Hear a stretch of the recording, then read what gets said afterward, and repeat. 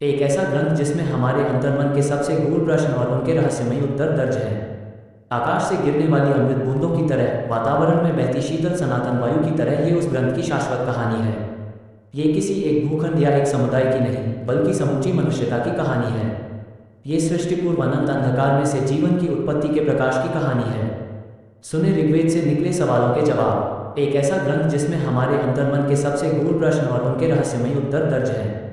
आकाश से गिरने वाली अमृत बूंदों की तरह, वातावरण में बहती शीतल सनातन वायु की तरह ये उस ग्रंथ की शाश्वत कहानी है।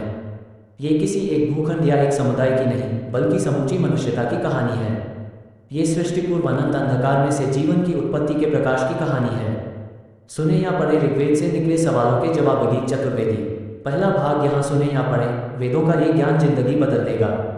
क्या ये सृष्टि किसी कवि द्वारा रची गई एक विलक्षण कविता है? अगर हाँ, तो कौन है वह कवि? तारों से भरा हुआ यह आकाश, पेड़ पौधों, फूल पत्तियों और हर तरफ हरियाली से भरी हुई यह पृथ्वी किसी चित्रकार की कूची से निकला एक सुंदर चित्र है। अगर हाँ, तो कौन है वह चित्रकार? ये सुबह सवेरे चिड़ियों के बोलने की आवाज़, ये कल कल नाद करती बहती हुई ये नदियाँ, ये शाम ढले घर लौटती गायों के रभाने की आवाज़, क्या ये सारी आवाज़ें किसी कुशल संगीतकार द्वारा रची गई संगीत ध्वनियाँ हैं? अगर हाँ, कौन है वह संगीतकार जिसने इस संसार के संगीत की रचना की है? क्या ये कवि, चित्रकार और संगीतकार अलग अलग हैं या एक ही हैं? किसने रची है ये सृष्टि? कौन इसका नियंत्रण करता है? मनुष्य, पेड़ पौधे, जीव जंतु सब कैसे जन्मे? और इन सब के मूल में कोई एक शक्ति है या अनेक शक्तियाँ? आज से हजारों साल पहले सिंधु और सरस्वती की शीतल अमृत धाराओं के किनारे बैठे हमारे पूर्वजों ने इन प्रश्नों पर मंथन आरंभ किया, तो उन्हें प्राप्त हुआ ज्ञान का सबसे सुंदर नवनीत ऋग्वेद। ऋग्वेद यानी एक ऐसा ग्रंथ जिसमें हमारे अंतर्मन के सबसे गूढ़ प्रश्न और उनके रहस्यमय उत्तर दर्ज हैं। आकाश से गिरने वाली अमृत बूंदों की तरह, वातावरण में बहती शीतल सनातन वायु की तरह ऋग्वेद की कहानी एक शाश्वत कहानी है। ये किसी एक भूखंड या एक समुदाय की नहीं, बल्कि समूची मनुष्यता की कहानी है। ये सृष्टि पूर्व अनंत अंधकार में से जीवन की उत्पत्ति के प्रकाश की कहानी है।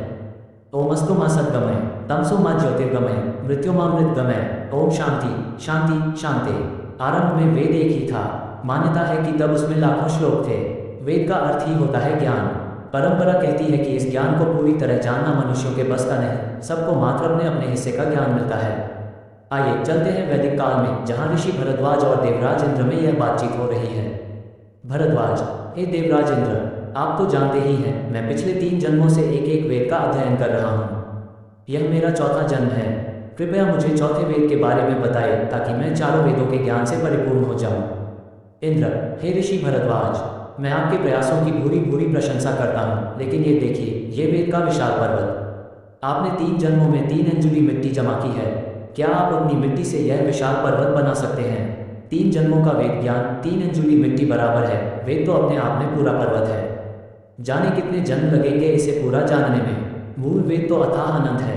हमारी मुट्ठी जितनी बड़ी हो, हमें उतने ही ज्ञान की कामना करनी चाहिए।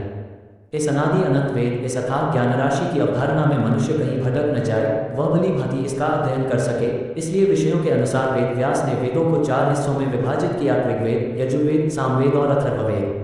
पहला भाग है ऋग्वेद, जो कि सबसे बड़ा, सबसे महत्वपूर्ण और सबसे गूढ़ है। अन्य सभी वेदों और उपनिषदों का मूल ऋग्वेद में है। ऋग का अर्थ होता है प्रार्थना, स्तुति। देवताओं की स्तुति को जिन कविताओं में ढाला गया, उन्हें कहते हैं ऋचा। इस तरह देखें तो ऋग्वेद ईश्वर की स्तुति का वेद है। बिना ईश्वर को जाने और पहचाने उनकी स्तुति नहीं हो सकती, इसलिए ऋग्वेद ईश्वर को जानने का वेद है। ये जीवन, दर्शन, सृष्टि, इतिहास, चिकित्सा और पर्यावरण के रहस्यों का वेद है, और इन सब चीज़ों के एक होने का वेद है। ये संसार एक से बना है और एक में विलीन हो जाएगा, यही ऋग्वेद का मूल ज्ञान है।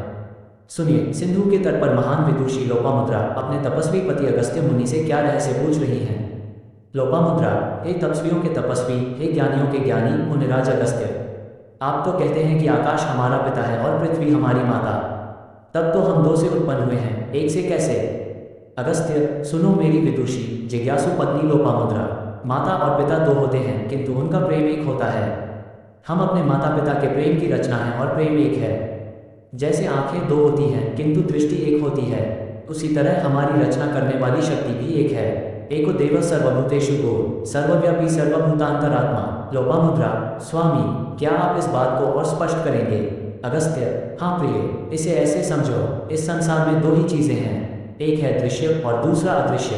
जिन चीज़ों को हम अपनी आंखों से देख सकते हैं वे हैं दृश्य यानी भूत, और जिन्हें नहीं देख सकते वे हैं देव यानी आत्मा। पेड़ पौधे, जीव जंतु, पशु और मनुष्य ये सब दिखते अलग हैं, किंतु सभी के भीतर एक ही देव तत्व यानी आत्मा वास करती है। उसी एक से सबकी उत्पत्ति हुई। वह आत्मा हटा दो तो सब कुछ निर्जीव हो जाएगा, सृष्टि का कोई अर्थ न रहेगा। जो एक देव है वही अलग अलग रूपों में दर्शन देता है। एकम सद्विप्रा बहुधा वदन्ति अग्नि यम मातरिश्वान मह, अर्थात सत्य तो एक ही है, ईश्वर तो एक ही है, विद्वान लोग उसे अलग अलग नाम से पुकारते हैं, लेकिन वह जो एक है अदृश्य है, ऊपर व्योम में भी रहता है और नीचे भूमि में भी। ये बात तो नेत्रहीन दीर्घत्मा ने भी देख ली थी, हम लोग तो फिर भी नेत्रवान हैं। हे लोपामुद्रा, क्या तुम नेत्रहीन दीर्घत्मा की कथा जानती हो? लोपामुद्रा, नहीं स्वामी, आप मुझे सुनाएं, मैं जानना चाहती हूँ। अगस्त्य, लो तो तुम स्वयं दीर्घत्मा के मुख से ही उसकी कथा सुनो। दीर्घत्मा, मेरा नाम दीर्घत्मा है। दीर्घत्मा यानी जिसका जीवन घने अंधकार से भरा हुआ हो, जैसा नाम वैसा ही मेरा जीवन। मैं जन्म से अंधा हूँ। मेरे जीवन में सिर्फ आंखों का ही नहीं बल्कि दुखों का अंधेरा भी फैला हुआ था। मेरी शादी प्रद्वैशी से हुई, जिसका अर्थ होता है सबकी शत्रु। उससे मुझे अनेक पुत्र हुए। जिसके अनेक पुत्र होते हैं उसे बड़ा भाग्यवान माना जाता है, लेकिन यही मेरा दुर्भाग्य भी था। नेत्रहीन होने के कारण मैं कोई काम खुद से ना कर पाता, हर जगह मुझे मदद चाहिए होती। मेरी पत्नी और बच्चे इस बात से परेशान हो गए और उन्होंने मुझे नदी में फेंक दिया। किसी तरह मैं उससे बाहर निकल आया तो उन्होंने मुझे आग में फेंक दिया। मैं उससे भी बच गया तो उनके कहने पर त्रेतन नाम के एक दास ने मुझ पर शस्त्रों से हमला कर दिया। मैं भगवान अश्विनी कुमार का अनन्य भक्त हूँ। उनकी कृपा से मैं हर मुसीबत से बचता गया, लेकिन ये सब झेलकर मेरा शरीर और अधिक कमज़ोर हो गया और मेरे मन में निराशा का भाव बढ़ता चला गया। मैं ठोकरें खाता वन में चला गया और अकेले रहने लगा। अंधकार के सिवा मुझे कुछ भी न दिखता। उसके बाद भी उस रोज़ मुझे साफ साफ दिखा कि मेरे सामने एक वृक्ष की डाल पर दो पक्षी साथ साथ बैठे हैं। द्वासुपर्णा संयुजा सखाया समान वृक्षम परिशस्व जाते तयोरन्य पिप्पलम स्वात्वत्यंशन्यो अभिचाकशीति, अर्थात एक पेड़ की डाल पर सुंदर पंखों वाले दो पक्षी बैठे हैं। एक पक्षी फल खा रहा है और दूसरा उसे फल खाता हुआ प्रसन्नता से देख रहा है। मैं अपनी आंखों पर हैरान था और कुछ नहीं दिख रहा था, पर वे दोनों पक्षी जरूर दिख रहे थे। मैं समझ गया, मेरे देवता मुझे ये समझाना चाह रहे थे कि सुख और दुख दो पक्षी हैं। जब दुख फल खाता है तब सुख उसे देखता है, और जब सुख फल खाता है तब दुख उसे देखता है, अर्थात सुख और दुख दोनों एक ही हैं। मेरे मन की आंखें खुल गईं और मैं योग समाधि में चला गया। लंबे समय के बाद जब मेरी साधना पूरी हुई तो मेरे मुंह से अपने आप निकला, ऋचो अक्षरे परमे व्योमन्यस्मिन् देवा अधिविश्वे निषेधु यस्तम न वेद किम ऋचा करिष्यति यह तद्विदुस्ते में समास्ते, अर्थात वेदों का समस्त ज्ञान, सारी ऋचाएं और परम सत्य ऊपर आकाश में व्योम में रहते हैं। सारे देवगण वहां पहुंचकर एक में विलीन हो जाते हैं। वह एक ही है, भले उसके रूप अनेक हैं। इस ज्ञान को समझे बिना जो वेद मंत्रों का उच्चारण करता है वह निष्फल है। मैं नेत्रहीन होकर भी समझ गया, आप नेत्रवान होकर भी यह बात क्यों नहीं समझ पा रहे? ऋग्वेद के 10 मंडल हैं, जिनमें 1028 सूक्त हैं और 10,552 मंत्र हैं। इसमें एकेश्वरवाद भी है तो बहुदेववाद भी। इंद्र, रुद्र और मरुत जैसे देवताओं की वीरगाथाएं हैं तो यज्ञ और हवन के मंत्र भी। हिंदू विवाह रीतियों में आज भी ऋग्वेद के मंत्र पढ़े जाते हैं। ऋग्वेद के मंत्र हमारे रोजमर्रा के जीवन का हिस्सा हैं। गायत्री मंत्र, महामृत्युंजय मंत्र, श्री सूक्त, पुरुष सूक्त जैसे प्रसिद्ध मंत्र हमें ऋग्वेद से ही मिले हैं। इनके अलावा ऋग्वेद संसार की उन महत्वपूर्ण पुस्तकों में से है जिनमें सृष्टि की उत्पत्ति के बारे में विस्तार से चर्चा की गई है।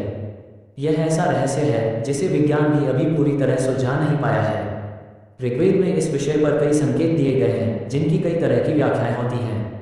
मंत्रों, कविताओं और सूक्तियों के अलावा सृष्टि के रहस्य और अस्तित्व की पहेली पर क्या कहते हैं हमारे वेद, जानेंगे अगली कड़ी में। अगली कड़ी को जानने के लिए चैनल को सब्सक्राइब करना ना भूलें।